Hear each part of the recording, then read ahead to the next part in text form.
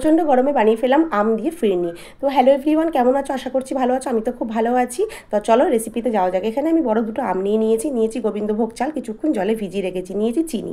মিক্সির জারের মধ্যে গোবিন্দভোগ চালটাকে ভালো করে পেস্ট করে নিয়েছি। হ্যাঁ, একদম মিহি পেস্ট করিনি, একটু দানা দানা থাকবে। তো তারপরে নিয়ে নিয়েছি আমগুলোকেও টুকরো করে কেটে মিক্সির জারের মধ্যে পেস্ট করে নিয়েছি।